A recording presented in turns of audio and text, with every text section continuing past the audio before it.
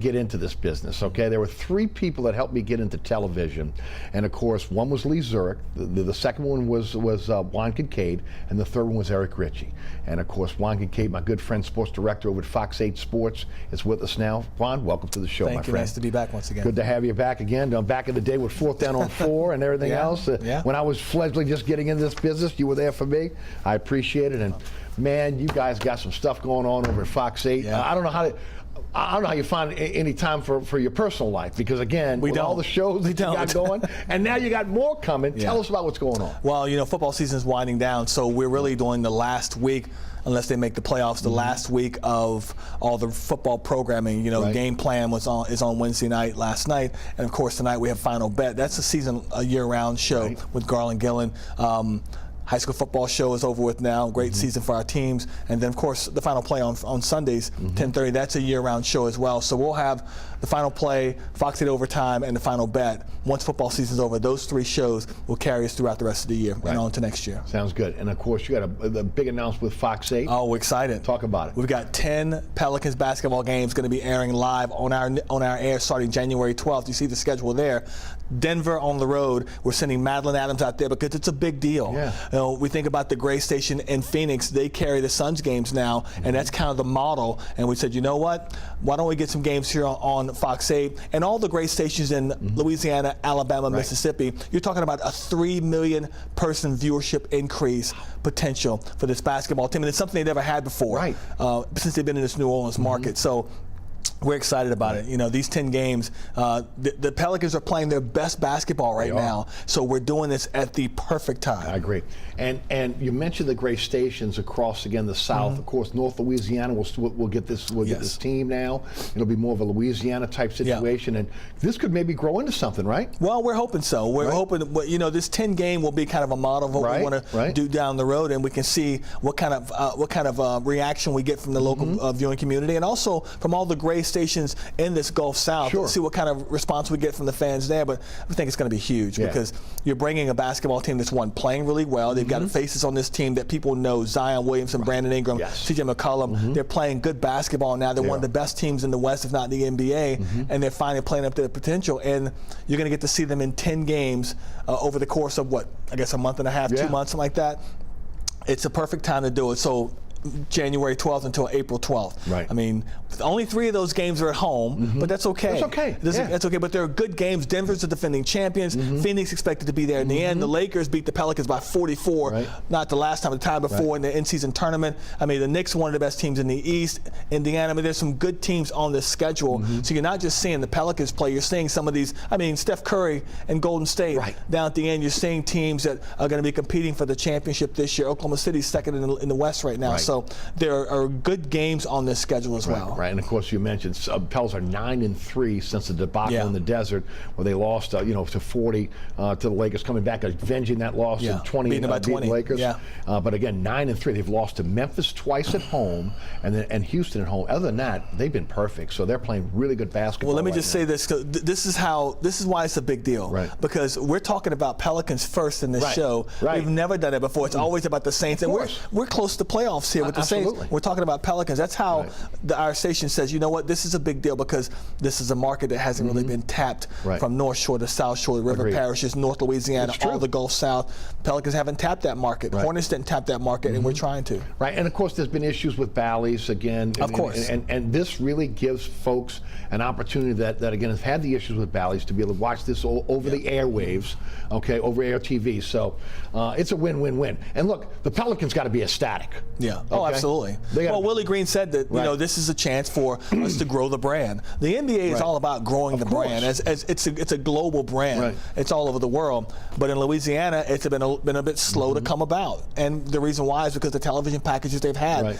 If you're on the North Shore, there were sometimes the South Shore couldn't see the games, and the North Shore could, or vice versa, depending on which team it was. And that's just not the way it needed to be. When you're the new franchise coming into a football town, you got to make it available for all your viewing audience. and the Hornets/Pelicans haven't done that. But now they're about to do that. Now they're about to do it. And look, and I was telling you, when I was growing up, back in the day when the Jazz were here in the 70s, of course we didn't have cable TV back then. 3 channels, baby. Again, that's it. And Channel 26, way back when, was UHF carried, again, some of the Jazz games. So we were able to see that there on the road. So this is fantastic for, again, for Fox 8, also for the Pelicans, and also, again, for folks that really love to watch the Pelicans basketball as well.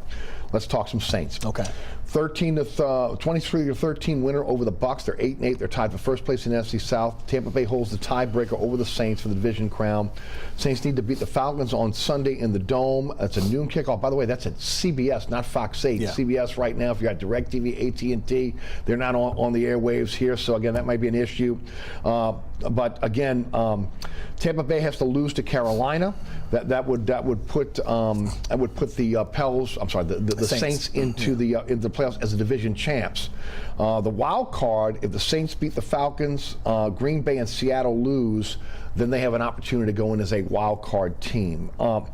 Last two, you look at the Giants game and this past game this week against Tampa. Those were two of the best games of the season.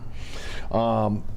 But we've seen just this up and down season all season long. Give me your thoughts on where we are right now. Well, I'll just reiterate what Derek Carr said yesterday.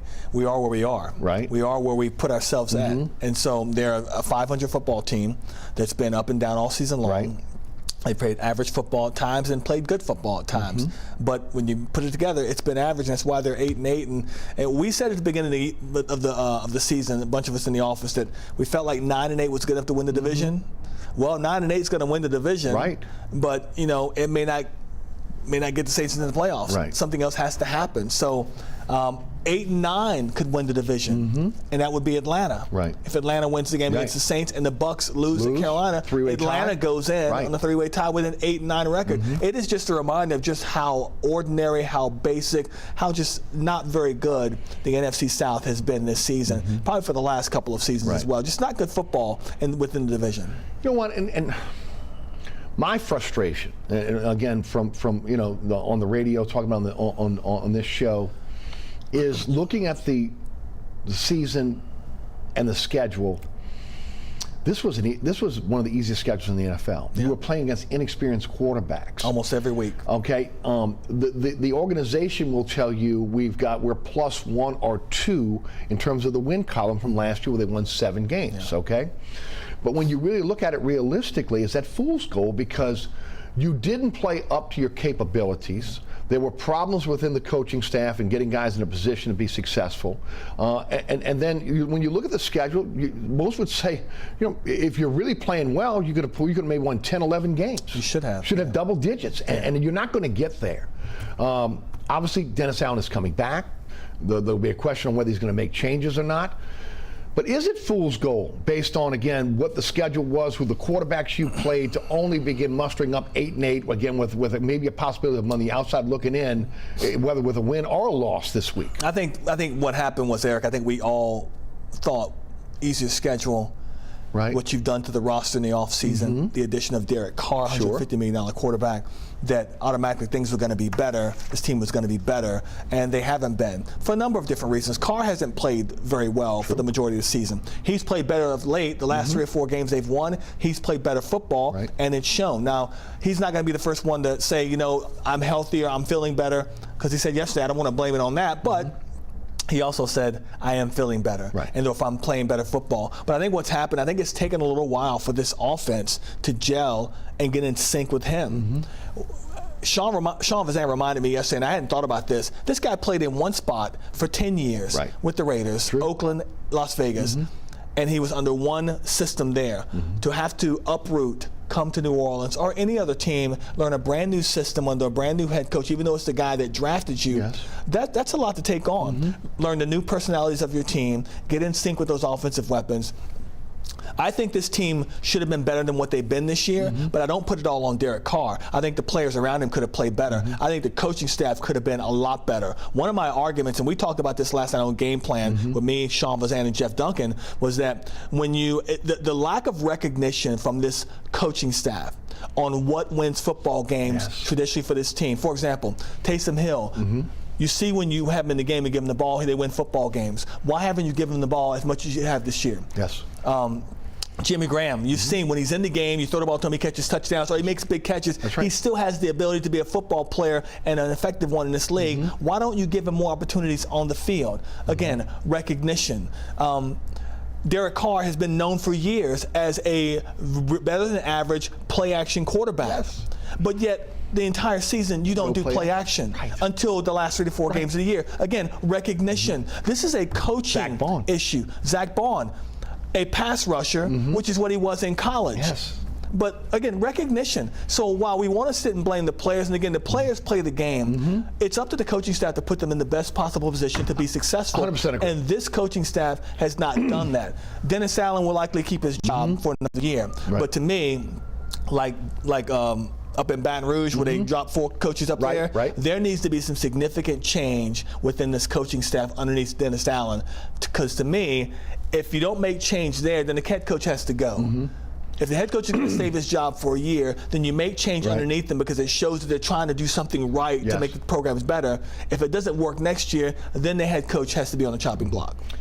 You know, Juan, 100% with everything you said. I mean, and it's evident. Okay, anybody can see this. You know, you mentioned the coaching staff has to put you in a position to be successful. That's their job. They're giving you the game plan. You're following the game plan. A lot of the stuff is egregious. You brought in Gruden to help you be able to set up a system that what Derek Carr could flourish in, but you don't use play action to the last. So that makes me ask a question, Eric. You bring in John Gruden to help you get the best out of Derek Carr. Are you being so boneheaded and saying, you know what, it's going to be our way or the highway? Who cares what John Gruden told us to get the best out of this quarterback because he's only been with him for many, many more years than us. We're going to do it our way and make him adjust to what we're doing. That's boneheaded. I mean, I don't know if that's what happened. I'm not saying it is, but it feels like that's what happened because I'm sure that John Gruden came in and said, you know what, we got our best performance out of him when he's playing play action. Do it from day one, and you'll get the best out of Derek Carr early on. And from day one, they haven't done that. So that tells me that they said, you know what, we're going to do it our way. Then all of a sudden, coming back around to it later on the season, here they are having success, and we see why. And look, a lot of Carr's issues have been self-inflicted with holding the ball too long. Again, not being. Not understanding maybe again where the ball has to go, not getting the ball out quickly. You know, that's caused the offensive line issues. I mean, I say it all the time. People forget Breeze got the ball out quickly. Those offensive lines were great, but those offensive lines didn't hit the block for a long period of time. So again, a lot of this I think is on the coaching staff, and again, not putting their players in a position to be successful. You know, again, from personnel decisions to again game plan decisions, and then again adjustments within the games. But yet they're coming back. At least the head coach is coming. Well, they're coming back because that's the way this organization has always worked. They're not knee-jerk. They're not going to just like bow down to what the fan base is telling them. And I know we'd like to think that, well, Saints fans just decide not to come back to games next year. Let's say instead of 65,000, there's only 45,000. Well, that will hit Ms. Benson in the pocketbook. No, it will. But at the same time, and Deuce and I talk about this, they don't care because that television contract is so massive. She's not losing money. It's like, how much money do you want to make? Take home, $55 million or $52 million. It's not going to make a difference in the bottom line. But it does make a difference when season ticket holders are selling their tickets to opposing teams' fans and the dome is filled up. But here's the thing: it doesn't make a difference to their bottom line because those season tickets have already been purchased by Saints fans. Now, are you going to have another Detroit situation where it was half full with Detroit fans and they just drown out Saints fans? Absolutely.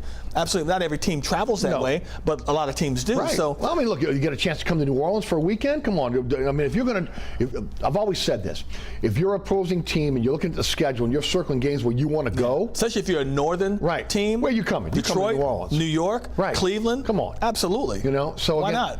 And then again, look, they've got this season ticket waiting list, but how many are going to really be there? How many are going to fall off if ultimately they don't? Look, I think they got cover with again, maybe a +2 game win this year as opposed to last year, okay? But I think, again, what they're not doing is looking at the real issue of what's going on with this team. And is it enough to be able to go in and change coordinators, okay? Is it enough to change coaches? Or again, is this a situation where, again, the entire organization needs to be looked at? Not just Dennis Allen, but also, you've talked about on your shows, Mickey Loomis as well. Yeah, but I think Mickey Loomis has immunity. I don't think he's going anywhere. No, I agree. I think maybe they change his role within the organization and let Jeff Ireland, if he wants, and let Jeff Ireland kind of do more of the day-to-day general manager duties, and then of course Kai Harley does more stuff as well. I don't think Mickey's going to go anywhere, and you know, this franchise, and I've been here over 20 years now, they've always operated the same way. They take their time with things. They give people probably a little bit more rope to hang themselves, and they've always lived in the belief that we are one piece away. We're not rebuilding, we're reloading. But you're at the point now where you've pushed so much money back in salary caps, and you're so far into the cap. Mickey Loomis has always said, this is where I like to be. I can always figure out what I'm going to do. And so we'll find out this offseason, because they have some decisions to make on individual players. Derek Carr's salary is not going to change. But what are you going to do with Alvin Kamara? They just restructured the contract of Marshawn Lattimore restructured his contract. So it sounds like they're going to bring him back on a cheaper dollar, but give him a little more money up front. You know, what are you going to do about Cam Jordan? What are you going to do about Demario Davis? What are you going to do about Tyrann Mathieu? These are guys that are up in age, that have not played up to their value at all, and not going to play any better because they're getting to be older players. So there's a lot of questions, a lot of decisions to make this offseason. And I agree with you, because that because of, again, their philosophy of kicking the can down the road, renegotiating these contracts, adding dummy years to it. You are in a position now where you've got aging veterans that are descending, and they're making a lot of money, and you can't move off of them. And then on the flip side, because you have this philosophy of going up, and doesn't matter what the board says, it's what your board says on the draft. I will take multiple picks to move up to get a player. Now you're in a situation where, again, your draft is, you don't have a lot of draft picks to be able to augment that roster with, again, cheaper players. So they're between a rock and a hard place in this offseason on how they're going to move forward, and we're still maybe a couple years away from the gambling money to come in, the internet money to be able to come in terms of the NFL and revenue sharing. So they're in a tough situation. They are, and then you've also got a football team that just has not done a very good job in their draft the last couple of years. True. The players that are not on the field this season, it's terrible. And it takes me back to the years when Sean Payton was here. They would draft a guy, they'd get so high on a player, and he'd either make the field and not be an impact, or wouldn't make the field because he's injured all the time. So, I mean, they defensive end, they can't get a defensive end that they've drafted on the field consistently. It's true. So, well, I mean, again, look, another problem is that I have, and you know, sometimes it's worked, most of the time it hasn't. Again, their vision for a player. To draft a player that may be an All-American at one position, as we've seen especially on the offensive line with McCoy, we've seen it with Ruiz, we've seen it with Pete, and then move them to another position. You know, again, Zach Bond, not utilizing him in a position where, again, he's a pass rusher, you're trying to make him a Sam linebacker. You know, again, a lot of that, you know, again, your vision, it hasn't panned out. I mean, you look at now, you put a lot of money in that offensive line, you just re-up Ruiz now for again, an extension here. Penning, again, looks like he's a bust at this point. You may have to move him inside to be able to salvage that. There have been a lot of draft mistakes over the last few years. Well, there have, and they've got to figure out what Ryan Ramczyk's going to go on with him. Agreed. He's having surgery. You know, he's not a young player. You think he's back? He's not a young player anymore. They've got a decision to make there.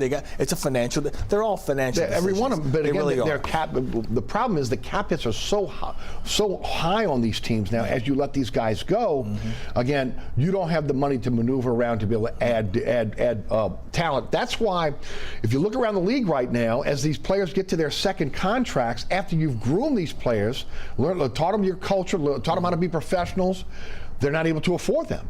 And they have to go cheap. Look what they did this year on the defensive tackle position, because they had to go. They were going with two guys that had their best years as a pro. They were situational players with their previous teams, in Saunders and Shepard. And then again you let quality players go to division rivals because you couldn't pay them. Yeah, I don't think they wanted to pay the number they were asking for. Right, they weren't going to. Yeah, they weren't going to. They weren't going to. Saints Falcons this weekend. Your thoughts? Well, I mean, I think it's a game. Obviously, the Saints have to win. The Falcons, obviously, both teams have to win because the Falcons are mathematically still alive, and they're hoping for the exact same thing the Saints are hoping for, that the Bucs get beat by Carolina, which I think could happen over in Carolina. But it's an interesting game because Atlanta does things that the Saints struggle to stop. If they can't do a better job against Bijan Robinson in the running game, if they can't do a better job of stopping the quarterback from running, they won't win on Sunday. It's just the way it is. I think the Saints are in a position now where they're playing better football. But we haven't seen them play 2 back-to-back really solid games all season long. So why should we expect them to do it now? Right. Just because the game is magnified by 100. So I think it's going to be close. I really do. I think the Saints win the game. I feel like every year it's a split between those two. No matter how good or how bad the other team is. A lot's on the line. Both teams are desperate. Absolutely. Okay, so there's a lot on the line here, and I agree with you. Again, the things that the Saints don't do well, the Atlanta does well. They're going to run the football down your throat until you stop it. Okay, and they've got some. Tyler Allgeier's is really good. Oh yeah, and look. They got some pretty good guys and pass catchers as well. You know, from again tight end to wide receiver, etc. Do they make the playoffs?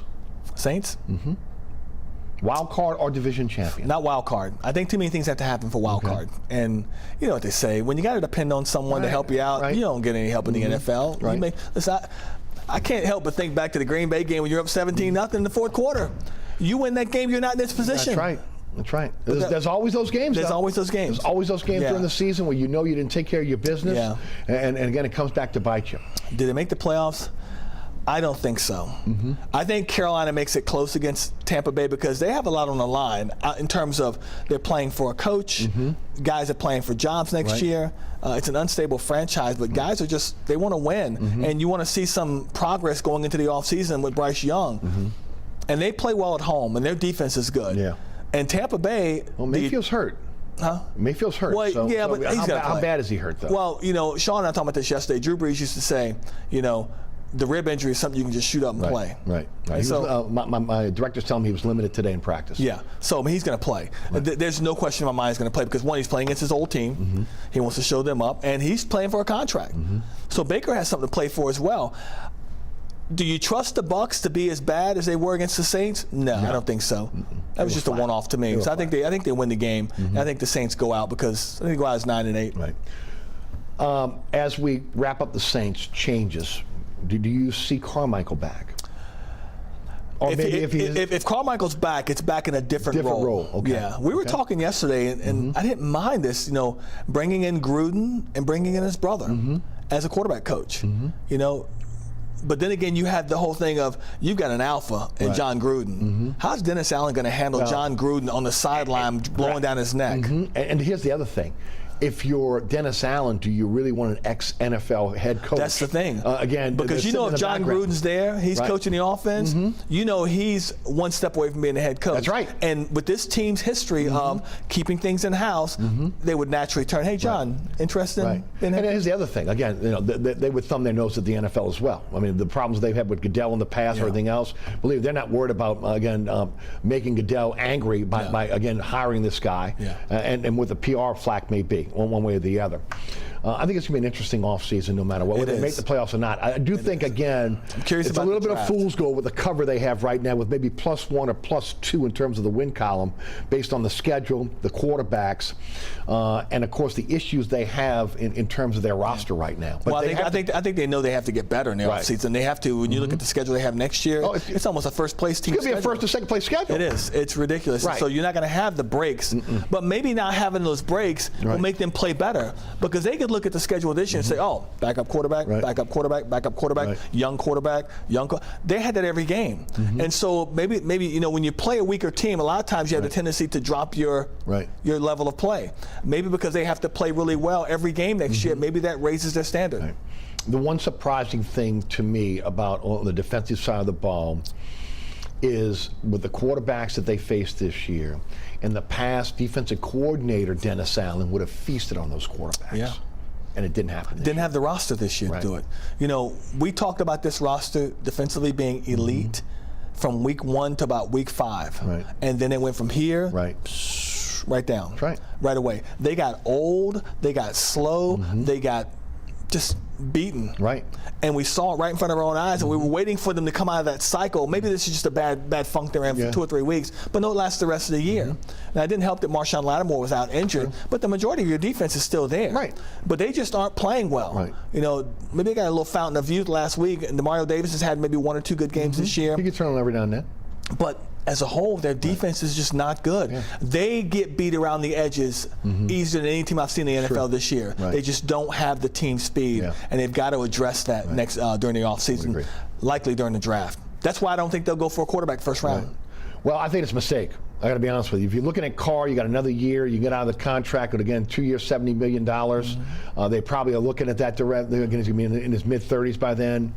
If again, we don't see a repeat of what we've seen maybe against the Giants and last week against Tampa, and that's a carryover to next year. We're seeing that week to week. At that point, you have to groom a young quarterback. I agree with you. I think they're going to go offensive line. They're going to try to beef that up, or maybe team speed. I don't see them going for a quarterback, but I think it's a mistake.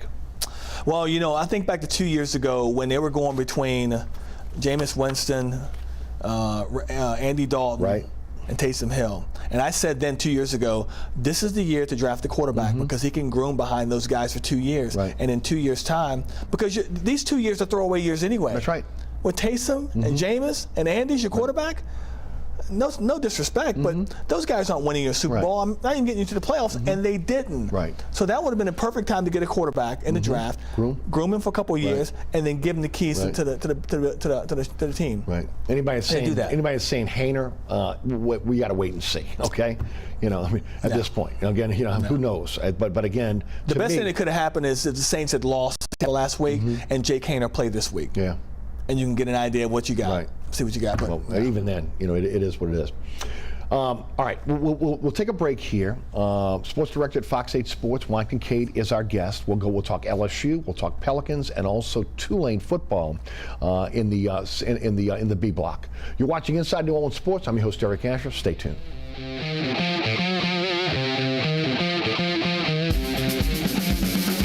Air conditioning, heating, and refrigeration has been family-owned and operated since 1989. Burkhardt has energy-efficient solutions and offers brands such as Mitsubishi ductless AC units and Amana, the only manufacturer with a lifetime unit replacement warranty. Burkhardt's offers maintenance bundle packages that include servicing your AC, generator, and tankless water heater. For more information on the services Burkhardt's provides, visit acpromise.com. Burkhardt's Air Conditioning, Heating, and Refrigeration, providing comfort for life.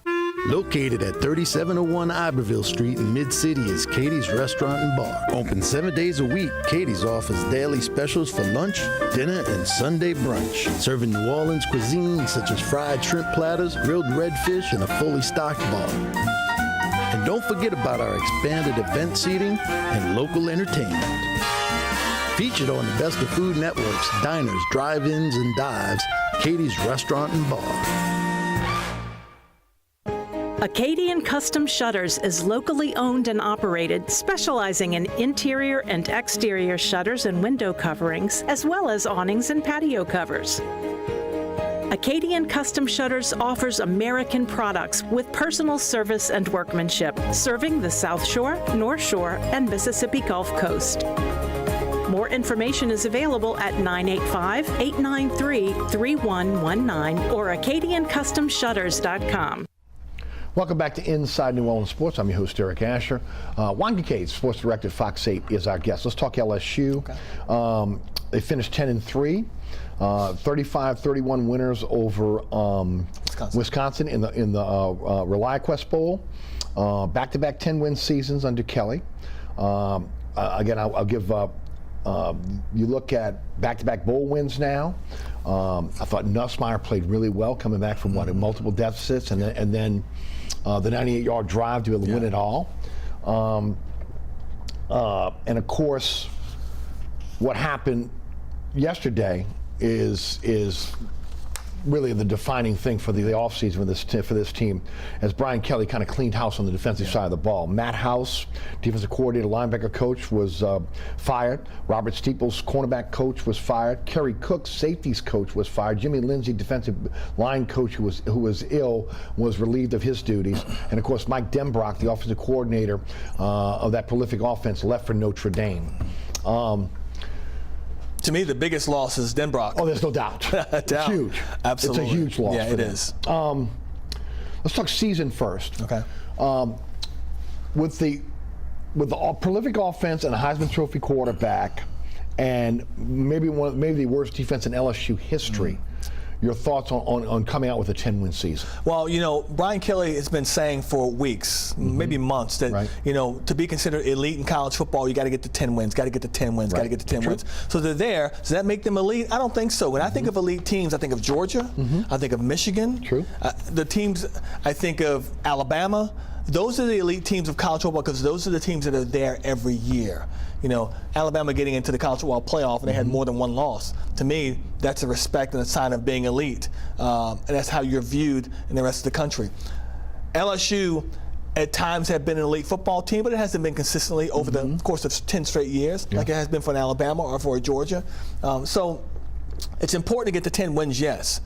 But, you know, if the 12-team playoff was this year, LSU would have been on the outside looking in, not in that. Right. So does that make you elite? No, I don't think so, because you're not viewed as elite based on that metric that comes next year. So I think it was a good season for them, the way they finished. I liked watching Nussmeier and how he played in the bowl game. But for me, the most impressive thing about that bowl game was the final drive as opposed to what he did from the opening whistle to the last whistle. That told me more about what he can do. Right.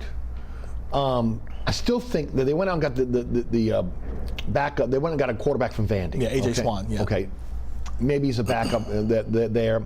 Do you think they still should be active in the transfer portal for another quarterback? Brian Kelly seems to think that the reason why they got this kid A.J. Juan from Vanderbilt because he can come in and be competitive, give Nussmeier some competition like they did with Jaden Daniels, bringing him in for competition.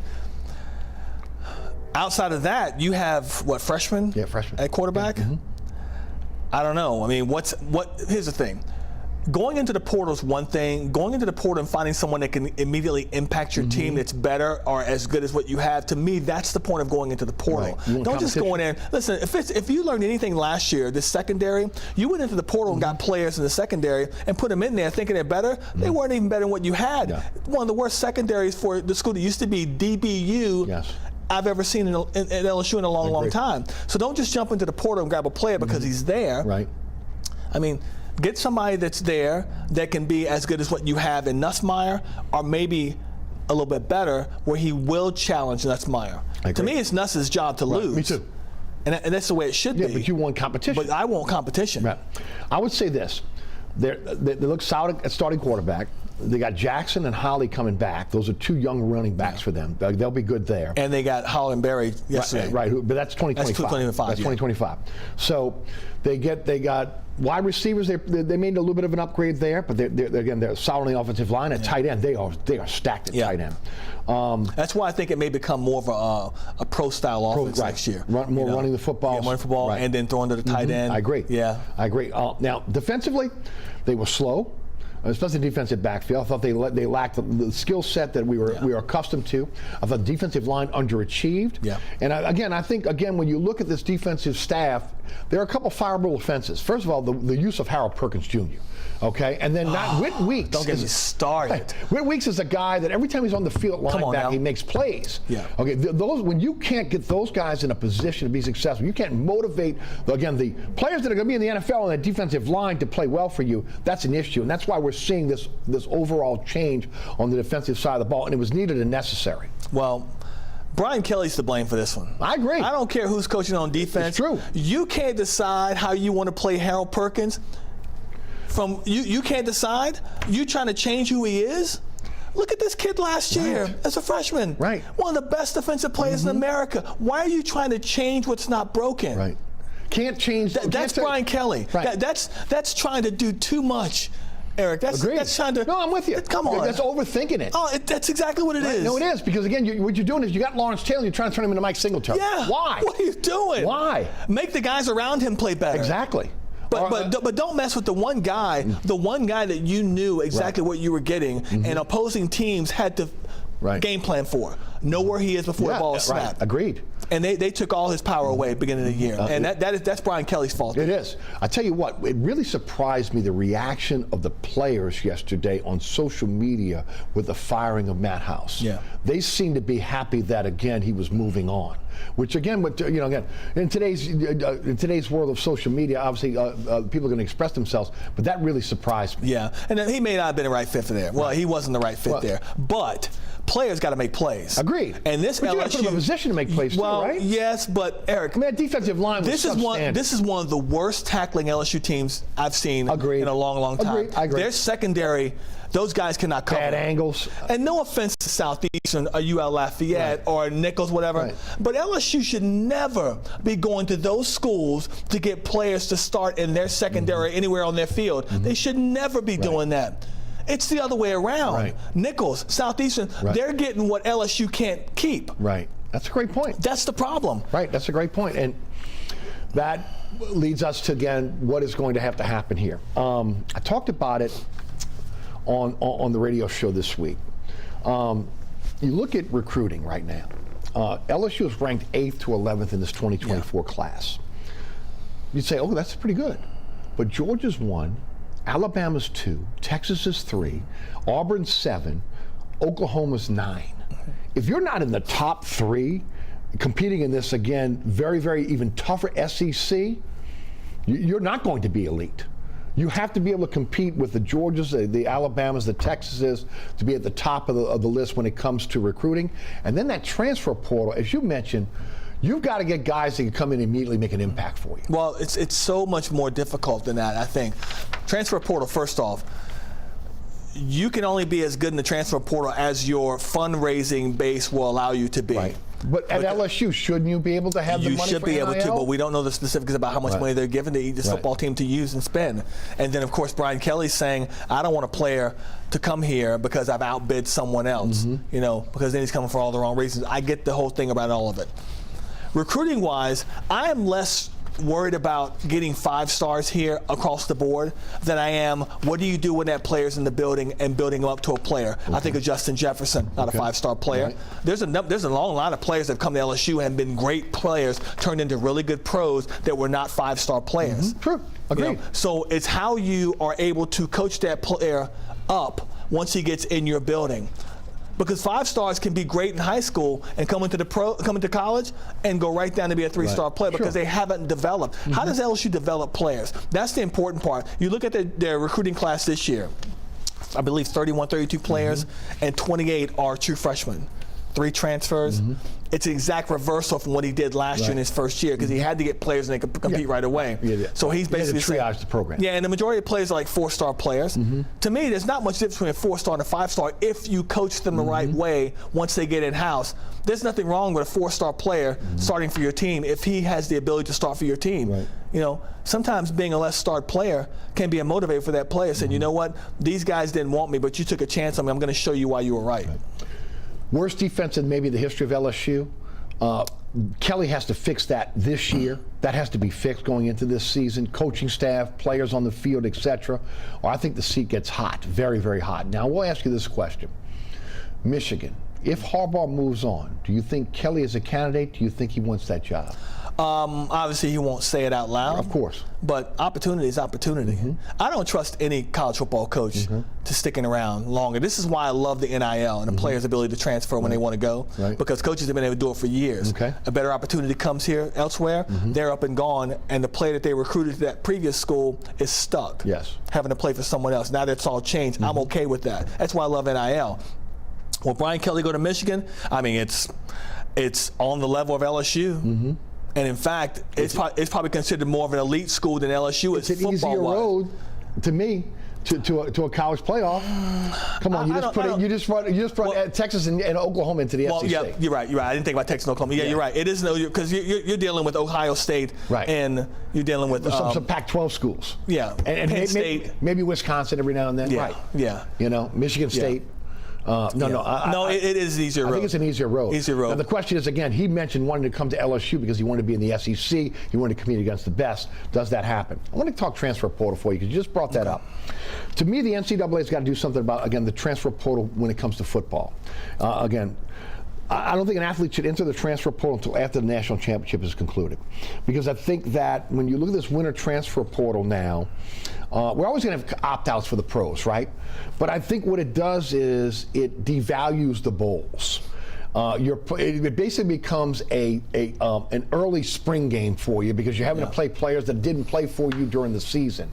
And it doesn't happen in any other sport. It doesn't happen in basketball, it doesn't happen in baseball. But because you have that lull, that month lull before the national championship, guys can go in the transfer portal. I would like to see the NCAA, again, there's a second transfer portal that's going to open up in May the 1st for 15 days. Yeah. While the transfer portal will open up in February or late January after the national championship, so guys are not bolting when you still have games to play. Your thoughts? For a guy that loves to transfer with NIL. The NIL, the transfer portal did not devalue the college bowl games. Mm-hmm. Get that out of your mind right now. The college football playoff and the eventual 12-team playoff, that has devalued the bowl games. If his team's not going to make the top 12, then those other bowl games are just a glorified scrimmage, basically, to get more tape. I have no problem with players opting out because they want to go pro. I don't have any problem with a player trying to better his opportunity to go to another school, whether it be because of NIL money or what the case may be. I don't have a problem at all because for the longest, coaches have been able to do that without repercussion. They've been able to recruit your son to Northeast Louisiana, and then in a year's time, I'm out of here to go to Troy University. Right. No, look, I agree with when that kid put his trust in, I want to go play for this coach at this school. So I have no problem with a kid saying, you know what, he's out here, I'm out of here as well. Let me look for another opportunity. Now, the problem is the portal had over 1,000 kids in it this year. Right. Not everybody's getting picked up. No, that's the problem. That's the big issue now. Not everybody's getting picked up, but that kid can stay at that school where he is. Yeah, they can always go back. In fact, it's going to be interesting to see what Kai Horton does at Tulane. Well, he already said he's coming back. Yeah, so there you go. Right. I mean, so especially after what happened again with Ibiad, who got injured again in the bowl game. Yeah, it's pretty fragile. But listen, the playoff thing is going to kill the bowl situation. They've got to figure out a new way to do the bowl situation. Well, especially because again, look, this is huge revenue for a place like. Absolutely. I mean, it's great for the kids to be wined and dined and to be able to get that experience, but also this is big money. These universities are making a ton. Okay, the universities make a lot of money, and the cities make a lot of money that host these games. Absolutely. So again, I mean that you don't want to kill the golden goose there. I mean, look at all the money that the New Orleans made this week with the Sugar Bowl. This was vintage New Orleans this weekend. Absolutely. Okay. I mean, we were back. Yep. And that's along the lines of where I was going. Yeah.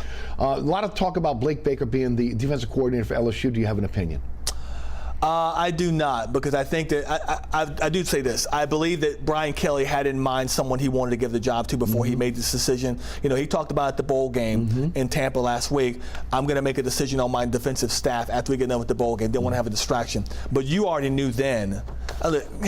He already had something. He knew weeks ahead of before the bowl game, before the regular season ended. I got to make a change here. Right. I can't come back. Because if I don't, and again, this is a Dennis Allen situation. If I don't make a change to the guys underneath me, then I'm the next one out the door. True. So, especially on the defensive side of the ball. Especially on the defensive side of the ball. And you've got to get a new offensive coordinator now, okay? Because again, you lost a pretty good one. But Eric, the bigger deal on that one, look at the progress that Jaden Daniels made from year one to year two. Mike Denbrock is the reason why. Oh yeah, him and Sloan. Oh, absolutely. They're the reason why. So, oh man, I mean, you want to see progression in your quarterback room, and now you lose the one guy that really, I was surprised he left. I mean, again, I'm not, because that's where he wanted to be, because that's where his family is. Yes, north. Family wins out most times anyway. As long as the money's comparable. Right, of course. The money's the same. Yeah. It's all green and it's all the same number up there at Notre Dame is over here and LSU. So, but when you have a chance to go back and be with family, Let's talk Tulane. Again, finish 11-3. Yeah. Again, and they lost the Military Bowl to Virginia Tech 41-20. That made a monsoon. But I will say this: they played hard. They did. They played. Now again, I thought they were undisciplined. Okay, again, I thought they lost their cool a little bit, but again, they were a shell of the team that they were all season long once Willie Fritz decided to leave. I thought they knew it at the SMU game. They gave their all. And then of course they're trying to compete with Virginia Tech, who again, that was pretty much a home game for them. It was. Summerall comes in. He's got to triage this program very quickly. Now, again, the transfer portal closed 2 days ago. So at this point, again, he's got to re-recruit his players, and he's got to go out there and again hit the recruiting trail. Again, also get his staff together. This team has won 23 games in the last 2 years. And of course.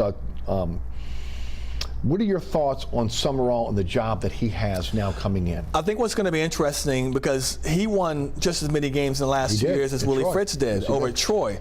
They were by far the best team in their conference. And to me, a lot of the players at Troy could play at Tulane. Okay. It's comparable in terms of, in fact, if you look at the two conferences, the Sun Belt is rated higher than the AAC.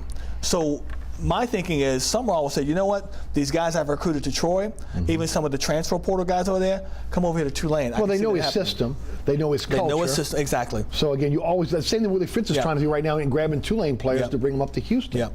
So that makes sense.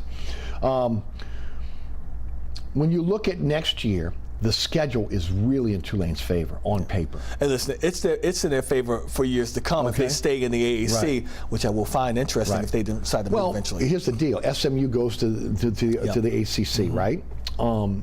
And Florida State's looking to get out of the ACC now. There's going to be one more round of conference realignment. Okay, is Tulane going to be in a position to be one of those schools to be able to get in because they were picked over in the last two, whether Big 12 or ACC? To me, it comes down to a few things, and one of the reason why Willie Fritz left, facilities. They have to make the commitment to facilities. Do you think they will? Indoor practice facility, football-only ops center. Are they going to make the go in Fulgham and Delvin Fieldhouse, upgrade that? Are they going to do those necessary things? Because that's what conferences are looking for. Well, it comes down to how good do you want to be and how sustainable do you want to be as a good football team in the years to come. And Tulane took the first step by building that stadium, Yeoman Stadium, which is one of the finest facilities for a school Tulane's size in the country. It's fantastic. But that school, there's only so much space on that campus to build things, and that's what they're fighting against. That's their biggest issue. Where can you put things? They're going to build an indoor practice facility. It's not going to be that big. It's going to be big enough for them. But moving on to another conference, getting into a Power 5 conference, that should be their next goal. And I think the fact that Tulane's winning football games now, and with John Summerall, the belief is they'll continue to win football games. If they continue winning 10, 11 games, continue to be the top of the heap in this conference. That group of 5 participant in the top 12.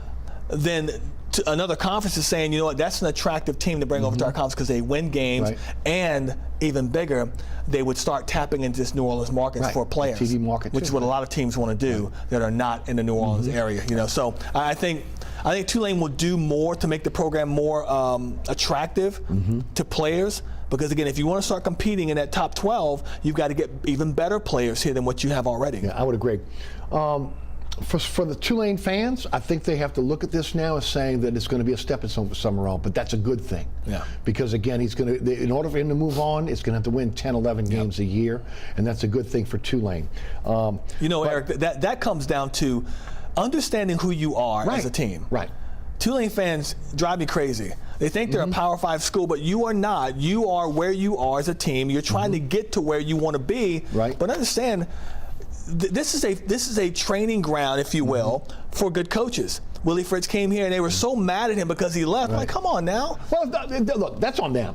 If they fulfill the promises, a 63-year-old Willie Fritz is probably staying. He's not going to get this opportunity again to go to a Power 5 school. So he had to take it. He had to take it. I don't think it's a financial thing. I think it's partly financial. It's always about money. Well, his family was in, you mentioned family. Daughter was in Houston, right? A chance to get into the Big 12, and a Big 12 that maybe, again, with Houston and that recruiting base, they maybe could move in, okay? And again, facilities, because look, when Willie Fritz sent the message, when he did that press conference and he was asked about it, he said there were promises made that were not kept. Okay, and it came down to that, to me.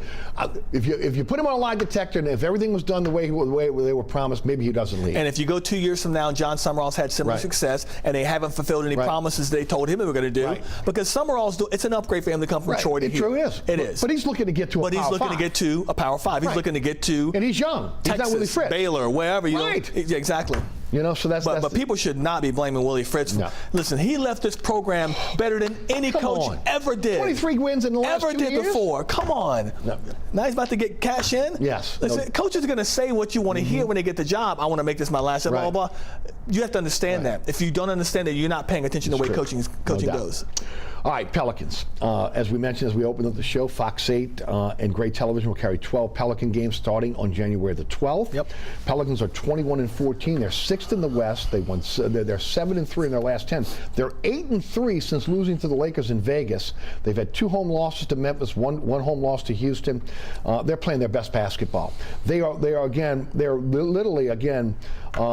With their 4 wins in a row here now, 4 games behind the Timberwolves for first place, even though they're 6th in the West. Yeah. They literally, again, could move up very, very quickly with some wins coming up.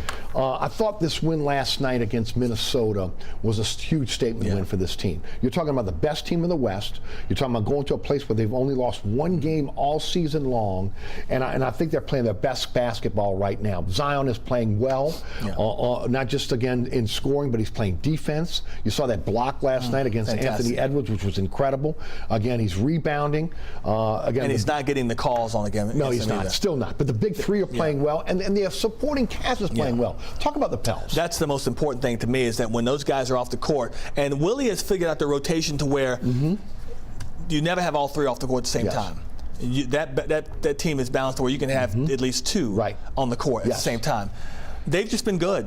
They've and they're doing this without Trey Murphy right now, who has an issue right now, but they've just been good. Jonas Valanciunas has been very good. Double every night. Larry Nance comes off the bench last night because Jonas gets in foul trouble, and they don't miss a beat. But he does all the little things for him. And that's what those backups are doing right now. I'm a big fan of Larry Nance. Big fan of his dad. He played back at Clemson back in the day, in the 80s. I mean, he is his dad. He just does everything you need him to do, the dirty work.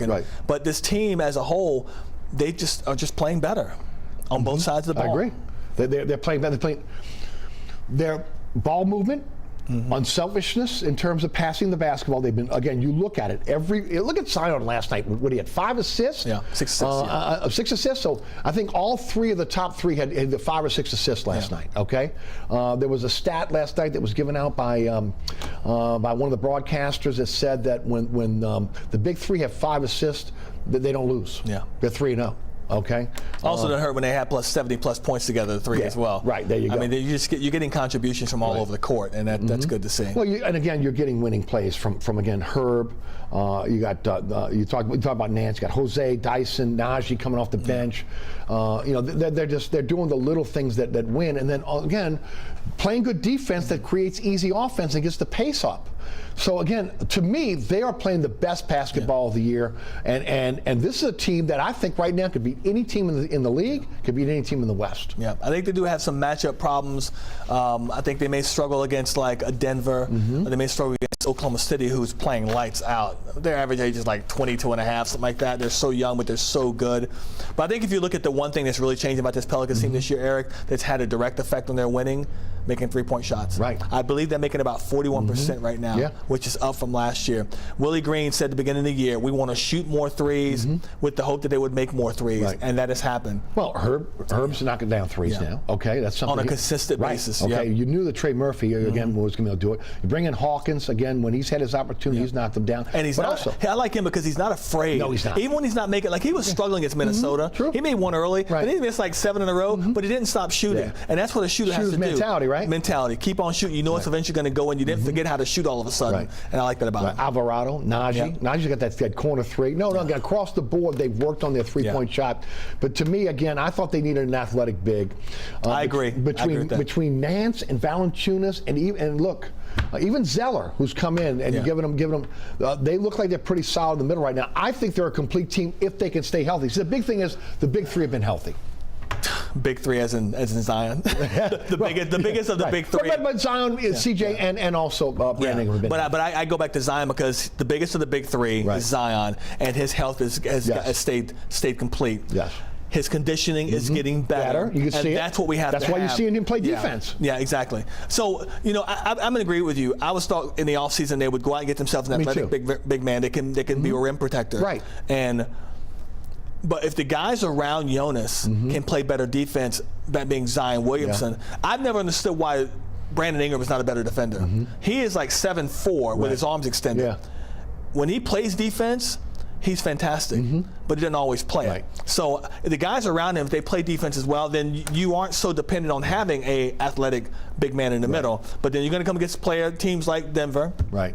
With Jokic and other, but you got a big man that can handle that. Yeah, again, that helps you because again you got a big that's really kind of obsolete in the NFL and the NBA right now. But you did show last night against Minnesota that you're not so much going to struggle against big teams as you thought you would because they've got two monsters on their side of Minnesota. Right. And the Pelicans did okay. They did. Well, again, anytime you get Zion playing off the ball defense, that's going to help a lot.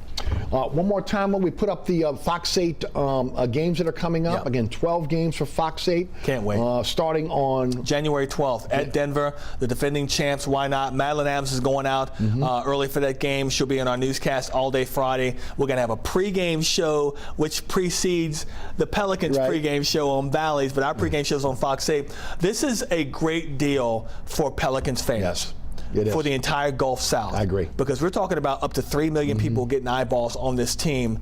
They've never had this before. Even when they were the Hornets and came in from Charlotte, they never had a package, Eric, where everyone in the state could see them. Heck, everyone in the metro couldn't see them back then, and they still can't see them, which is ridiculous. And now you're going multiple states. And now we're going multiple states. Now we're going multiple states and 3 million people, and to show off a product that's playing its best basketball right now. I mean, they haven't played this well since they were the Hornets with Chris Paul and David West and Tyson Chandler when they almost went to the Western Conference Finals. So we're getting it at the right time with 10 games, 3 of them at home, and it's against good competition.